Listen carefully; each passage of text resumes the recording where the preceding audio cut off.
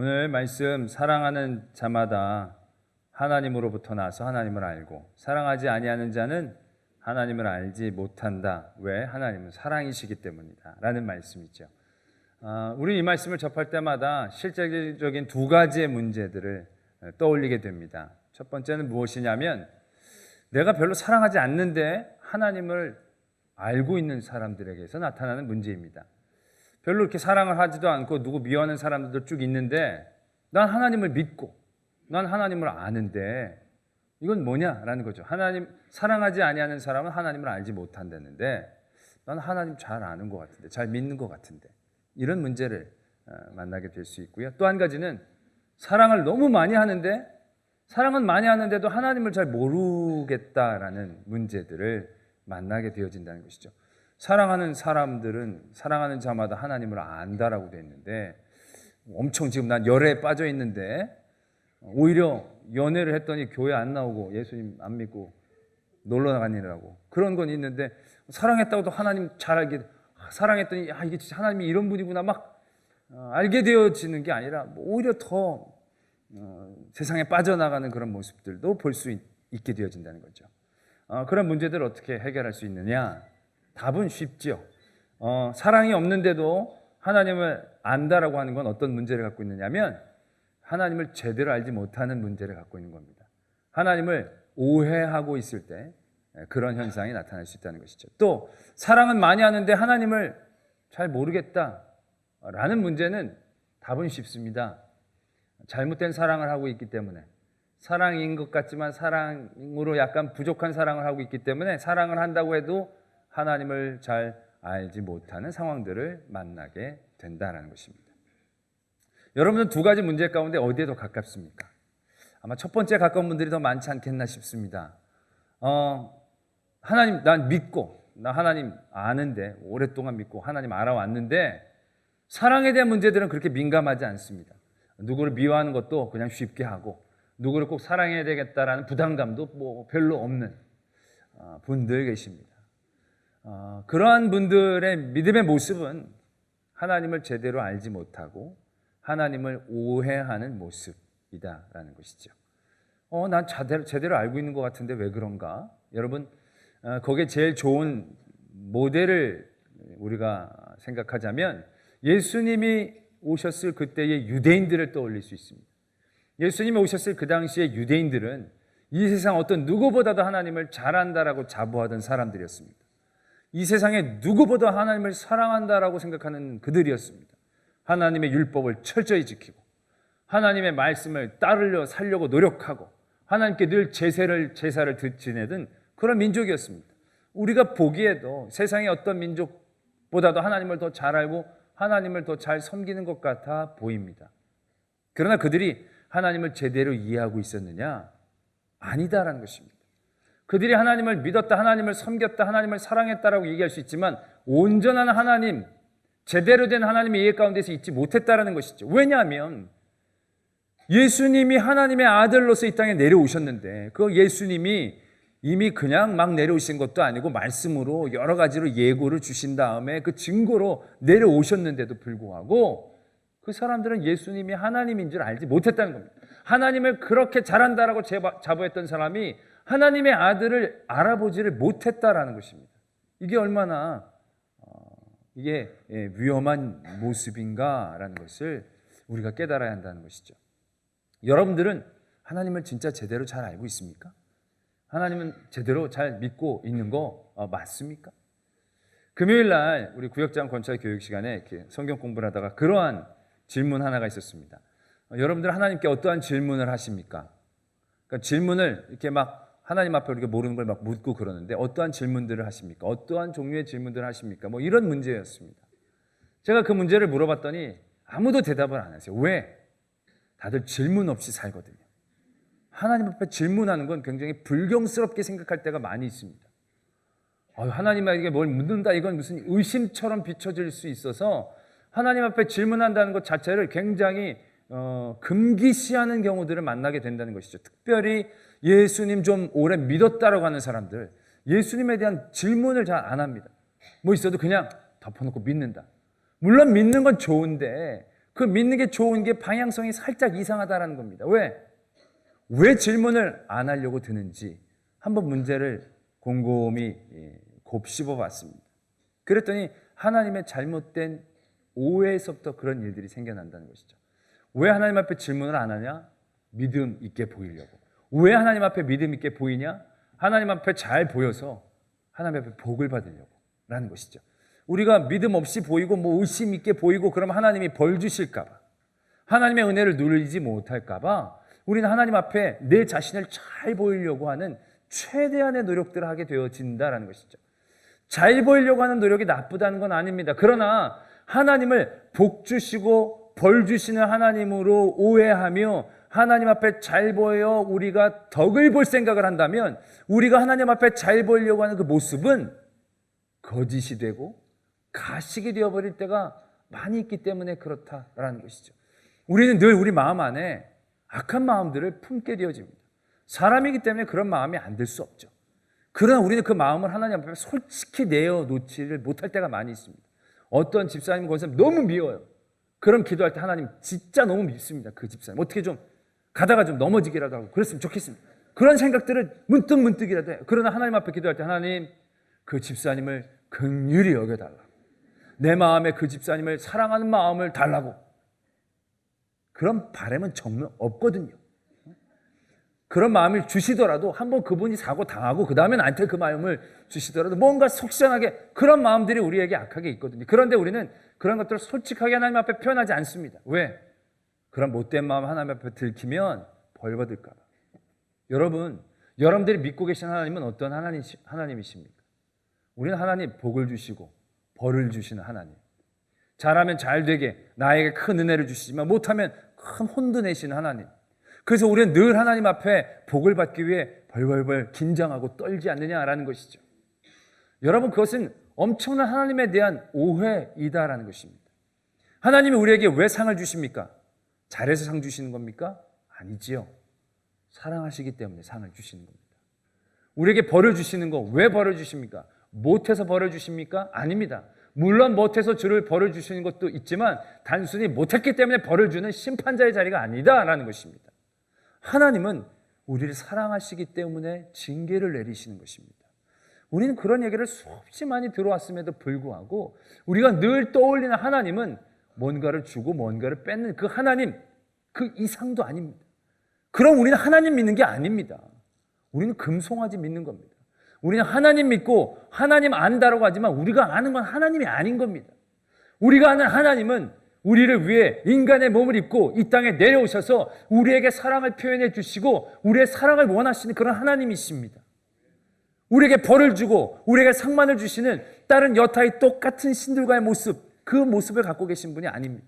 우리가 늘 그렇게 오해를 하니까 하나님이 직접 이 땅에 내려오셔서 우리의 오해를 불식시켜 주시고 우리에게 그렇게 나타나 주셨음에도 불구하고 우리는 그런 하나님에 대한 오해를 감추지 않습니다. 늘 하나님 앞에 잘 보이고 그러다 보니까 우리는 거룩함이라는 것이 하나님 앞에서 세상과 나를 구별시키는 그러한 거룩함이 되어져야 되는데 우리는 그 거룩함을 하나님 앞에 나의 추악함을 감싸는 거룩함으로 바꿔놓고 있다는 것입니다. 그 당시 유대인들 하나님 잘 알았습니다. 하나님 잘 믿었습니다. 그러나 그들이 믿는 하나님은 그들을 복주시는 하나님이었습니다. 이방 모든 열방을 품고 모든 세상을 구원하시는 하나님의 사랑의 분량까지 그들은 생각하고 싶지도 않았고 생각하지도 않았습니다. 그래서 그들은 하나님 앞에 그들을 잘 보이고 그들이 하나님 앞에 지키는 율법이 그들 마음속에 있는 모든 추악한 생각까지도 해결해 줄 수 있을 줄로 그들 스스로가 믿어왔다는 것입니다. 하나님이 그러신 마음을 갖고 계신 게 아닌데도 그들 스스로가 이런 율법만 지키면 된다라고 그렇게 생각하고 오해하고 그들의 믿음을 가지고 왔다는 것입니다. 그들의 얼마나 큰 비극적인 일들을 일으켰습니까? 그 사람 하나님 잘 믿는 사람들입니다. 누구보다 하나님 잘한다는 사람이었는데 그들이 하나님에 대한 큰 오해로 인하여 사랑과는 거리가 먼 그들만을 위한 믿음, 그들만을 위한 신앙, 그들만을 위한 행위가 되어버릴 때 아무것도 깨닫지 못하고 더 큰 아픔과 고통 가운데 있게 되어지는 그들의 모습들을 우리가 볼 수 있다는 것입니다. 여러분들 믿고 계신 하나님 그 하나님을 오해하셔서는 안 됩니다. 하나님은 우리를 사랑하시는 하나님이라는 것이죠. 때문에 우리는 그 사랑하시는 하나님 앞에 사랑으로 다가가야 합니다. 그 하나님 앞에 우리의 모든 것들을 솔직히 내어놓고 나가야 한다는 것입니다. 하나님 앞에 너무 거룩하게 여김을 받고 싶어요. 너무 하나님 앞에 칭찬을 받고 싶어요. 왜요? 하나님의 사랑을 받고 싶어서 아니죠. 하나님 앞에 이렇게 잘 보이려고 하는 건 하나님에게 덕을 보려는 거지. 하나님을 사랑하려는 게 아니에요. 그러다 보니까 우리가 하나님 앞에 잘 보이는 모습 가운데 얼마나 많은 가식과 거짓이 있는지 모른다는 것이죠. 하나님은 우리에게 원하시는 건 사랑입니다. 친해지는 거죠. 그 마음의 모든 것들을 내어놓는 겁니다. 제가 기도할 때도 정말 솔직하게 기도할 때 있습니다. 진짜 하나님, 진짜 그 사람은 진짜 싫습니다. 어떻게 좀 해주십시오. 우리 교회 올 때 말고 따를 때. 막 그렇게 기도를 할 때가 있습니다. 그리고 정말 내가 이런 생각까지 합니다. 막 이런 진짜 추잡하고 더럽고 치사한 생각까지 제가 합니다. 너 근데 이런 생각이 나는 거 어떻게 하나님? 막 이러고 정말 이러고 싶어요. 이런 거 가지고 싶어요. 막 진짜 하나님 앞에 한없이 솔직할 때가 있습니다. 그렇게 기도하고 나면요, 진짜 나 같은 사람도 하나님 사랑하시는구나. 그런 생각이 들어요. 나 같은 죄인 이제 나는 더 이상 뭐 하나님 앞에 가릴 것도 없고 숨길 것도 없고, 근데 하나님 또 이렇게 나를 기도하게 하시니 얼마나 감사. 그런 하나님의 위로의 손길들이 느껴져요. 그런데 하나님 앞에 대중기도하듯이 가식적으로 기도할 때도 있어요. 거룩하게 보이려고. 그렇게 기도하고 나면요, 찜찜해요. 내 중심을 잘 하시는 하나님인데 내 중심을 나도 안 보려고 하면 하나님도 안 보시는 줄로 생각한다는 것이죠. 그것이 얼마나 하나님과 나의 관계에 벽이 되어지는지 느낄 때가 많이 있습니다. 근데요, 그게 나 혼자 기도하는 건데 하나님 앞에 솔직하게 되는 게 쉽지 않아요. 왜? 늘 하나님이 이러면 벌 주실까 봐. 그런 생각들을 아직도 떨쳐내지 못하기 때문에. 하나님 그게 아닌데.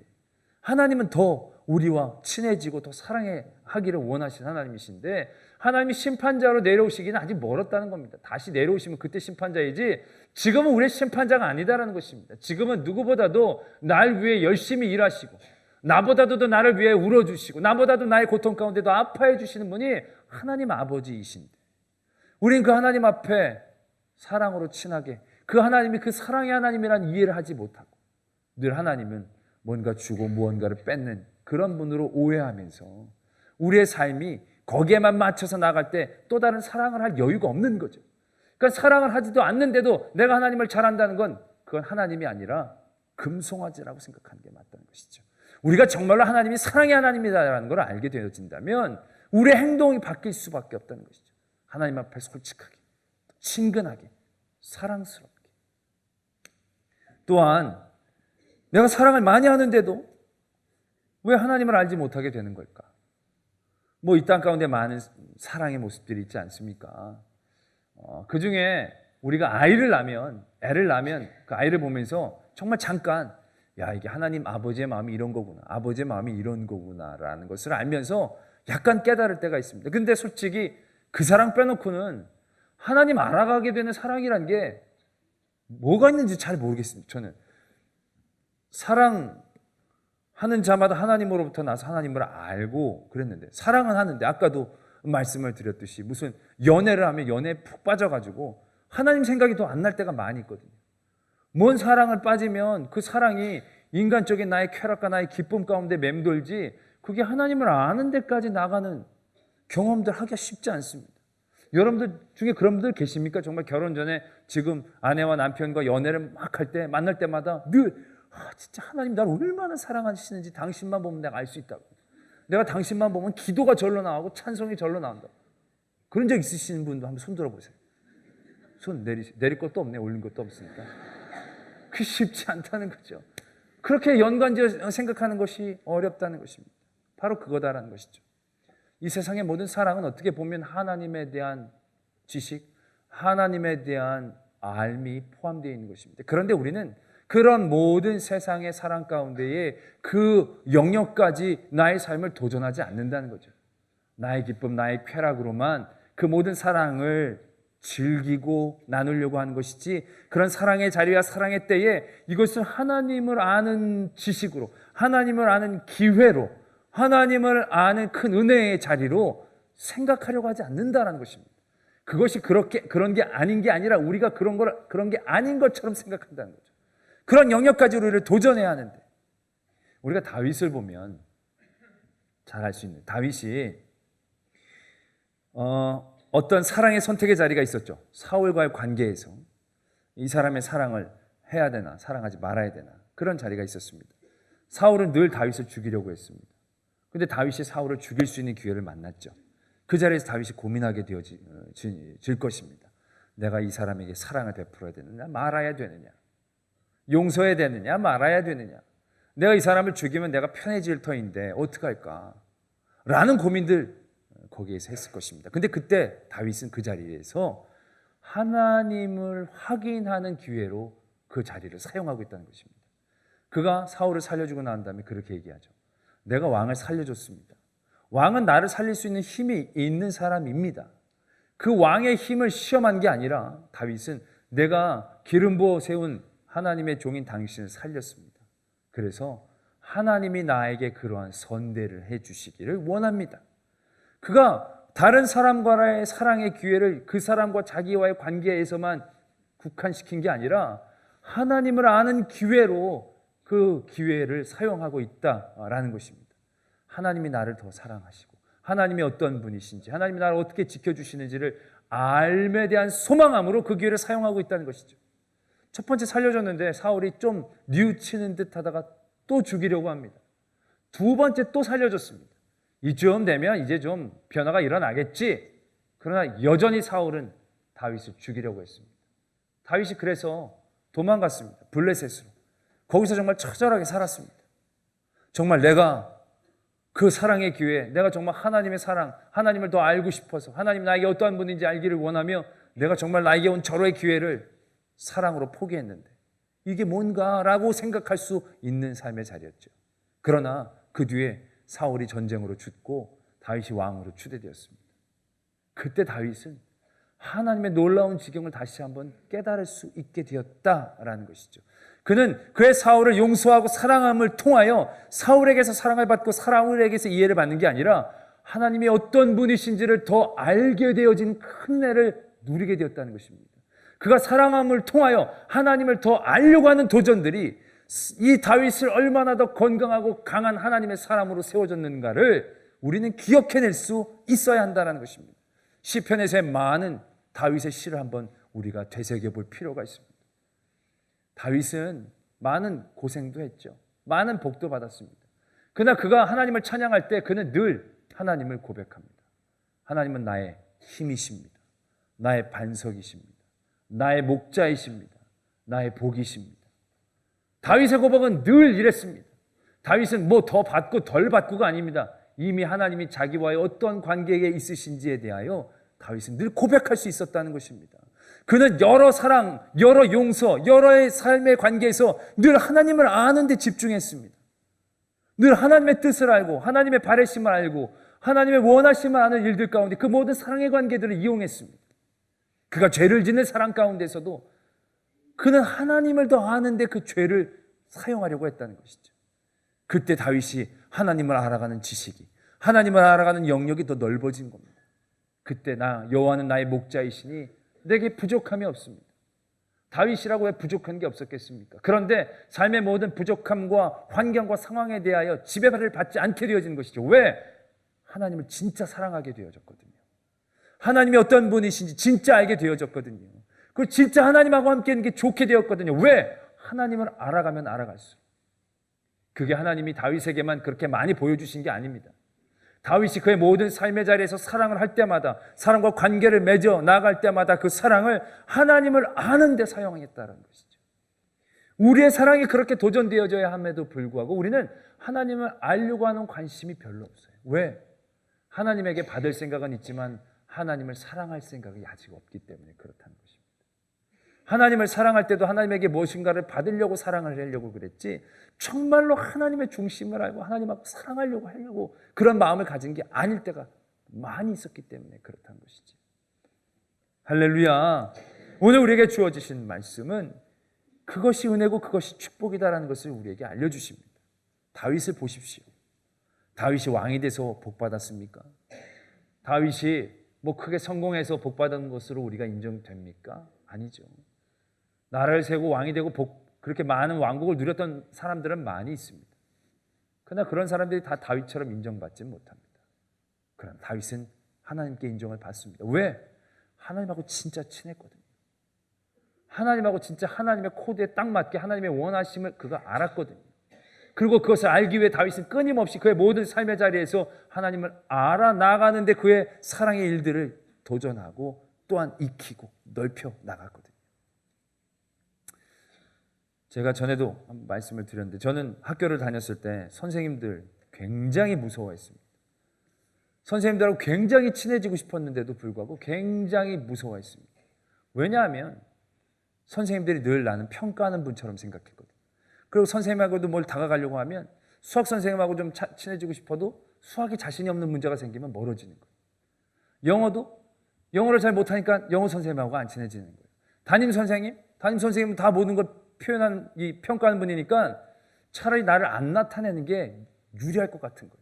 많이 드러내면 허점이 많은 사람이다 보니까 여러 가지로 책 잡힐 게 많을 것 같아요. 늘 선생님한테 잘 보이려고 최선의 노력을 다했습니다. 그래도 선생님들이 한번 제 이름을 억양 높여 부르면 눈물만 글썽이면서 말도 못하고 늘 피해댕. 전 대학교 때도요, 저희 교수님하고 한 번도 말 섞은 적이 없습니다. 아부도 제대로 못해. 아부가 아니라 정말 진심 어린 칭찬인가 이런 거 해주고 싶은 교수님도 있었는데요. 말을 못하는 거예요. 왜? 잘 보여가지고 무슨 자기에게 유익을 얻으려고 그러는갑다라는 생각이 그 안에서 있으니까. 이게 선생님에 대한 굉장히 왜곡된 생각이 저희 학창생활을 참 불행하게 만들었다는 후회를 하게 한다는 것이죠. 제가 나중에 서서 스승이라는 자리에 서서 보니까 그걸 알겠더라고요. 저도 제자들이 있는데 제자들 다 친해지고 싶고 다 사랑하고 싶죠. 그렇게 다가가는데요, 어떤 애들은 절대로 안 오는 애들이 있어요. 그 애들은 내가 자기의 죄를 다 쳐다보고 있다고 생각한다. 내가 쳐다만 봐도요, 자기의 죄를 낱낱이 기억하고 있는 것처럼 본다. 그럼 절대로 나랑 같이 있을 수 없죠. 그런 사람들에게 상책은 뭡니까? 내 눈을 피하는 거죠. 어둠 속에 있는 거죠. 기둥 뒤에 있는 거죠. 제가 지나가면 삥 돌아가는 거죠. 내가 엘리베이터 타면 내리는 거죠. 그런 분들은 목사가 무슨 심판관처럼 생각하기 때문에 그래요. 여러분, 목사는 그런 사람이 아닙니다. 그런 능력이 없습니다. 여러분들이 무슨 죄를 졌는지 안 졌는지 쳐다보면 알 수 있을 거라고 생각하시면 큰 오산입니다. 모릅니다. 여러분들의 그 가식적인 그걸 어떻게 제가 다 일일이 꿰뚫어 볼 수 있겠습니까? 나는 여러분들 다 훌륭하고 아름답고 착해 보이지 절대로 죄를 모릅니다. 그런데도 괜히 피합니다. 여러분, 그럼 친해질 수 없습니다. 근데 어떤 아이들은요, 학창시절에도 보면 공부 엄청 못하는데도 선생님한테 막 들이대는 친구들이 있어요. 난 너무 놀라운 거야. 걔네들을 보면 지네들은 공부도 못하고 제대로 하는 것도 없는데 어떻게 선생님한테 들이대지? 근데 보면 선생님이 그런 애들하고 친해요. 잘 챙겨줘요. 너무 신기한 거예요. 나보다 공부도 못하는데. 마찬가지더라고요. 저도 아이들 보면 믿음 좋고 막 이런 애들이 막 저랑 막 친해지는 게 아니에요. 둘이 되는 애들이 친해지는 거예요. 걔네들이 뭐 제대로 사는, 안 그래요. 정말 한심한 애들이 많은데도 걔들이 막 스스럼 없이 다가오니까요, 결국 그 아이들이 친해지더라고요. 그 아이들의 속이 뭐 다른 꿍꿍이가 있는 게 아닌 걸 아니까, 또 제가 신도 아니니까, 관계가 좋으니까 그렇게 친해지게 되어지는 거다. 나는 그런 아이들의 모습을 보면서 내가 하나님 앞에 하는 모습들을 되돌아봅니다. 나는 하나님 앞에 어떠한 아이인가? 물론 내가 다른 사람들보다 잘 믿는다라고 하지만 나는 하나님 앞에 늘 내 죄가 발견될까 봐 피해 다니고 돌아다니고 그냥 하나님 앞에 가식적으로 출석만 부르는 건 아닌지, 하나님이 정말 그걸 기뻐하시고 좋아하시는 건지, 아니면 난 진짜 죄인이에요, 난 진짜 못된 놈이에요, 나 지난주에 또 죄 졌어요, 아 나 정말 나쁘지, 한 대 때려주세요. 그러면서도 예수님에게 계속 들이대면 예수님은 그런 영혼들을 더 기뻐하시고 사랑하시겠다 라는 생각들을 갖게 되어진다는 것이죠. 하나님이 우리에게 원하시는 모습은 어떠한 모습이겠습니까? 하나님 앞에 나 의롭고 나 잘하고 나 죄 없습니다 라고 서면서 조금 잘못들을 저지를 때마다 하나님한테 조금씩 뒷걸음치면서 요거 해결하고 다시 올게요 라고 하는 영혼을 좋아하실지, 아니면 하나님 나 너무 죄가 많고 또 짓고 너무 죄를 져서 늘 하나님 앞에 얘기하는 것조차도 너무 죄송해요, 그러나 또 하나님한테밖에 얘기할 사람이 없군요 라고 얘기하며 늘 하나님 앞에 들이대는 그런 교우를 좋아할지, 그렇게 어렵지 않은 선택이다라는 것이죠. 할렐루야. 전 다윗이 참 부럽습니다. 다윗이 보면 정말로 하나님을 너무 잘 알고 있고 하나님이 어떻게 하는 걸 좋아하는지를 너무 잘 알고 있는 그런 너무 하나님 앞에 들이대는 사람입니다. 사방의 대적이 나를 우겨싸고 있다 할지라도 발편이 뻗고 잔대는 거예요. 그게 뭐예요? 하나님이 어떤 분인지 정확히 아는 거죠. 하나님 해결하세요. 난 잘 못하는 거 아시잖아요. 내가 어떻게 이거 다 알아요. 하나님 사랑해요. 그러면서 엎어놓고 자는 거예요. 얄밉죠. 사고는 네가 치고 왜 나한테 해결하라고 하느냐. 그러나 어떻게 보면 지가 다 알아서 하려는 것보단 하나님 앞에 믿고 맡기는 것을 하나님은 더 원하신다. 왜요? 어차피 예수님이 이 땅에 내려오신 것도 우리가 할 수 없는 일, 하나님 앞에 믿고 맡기면 하나님이 해결해 주시고자 내려오신 것이기 때문에, 그런 하나님의 사랑을 알고 그 하나님의 사랑하심으로 우리가 하나님을 바라보며 우리의 모든 삶이 그런 하나님을 더 알아가며 더 사랑하고자 하는데 우리가 집중한다면 괜히 금송아지 믿으면서 힘들고 어렵게 사는 것이 아니라 사랑하는 하나님과 함께 동행하며 하나님의 큰 은혜를 누릴 수 있는, 세상에서의 복이 아니라 함께함의 복과 은혜, 기쁨을 누릴 수 있는 그러한 성도가 되어질 줄로 믿습니다.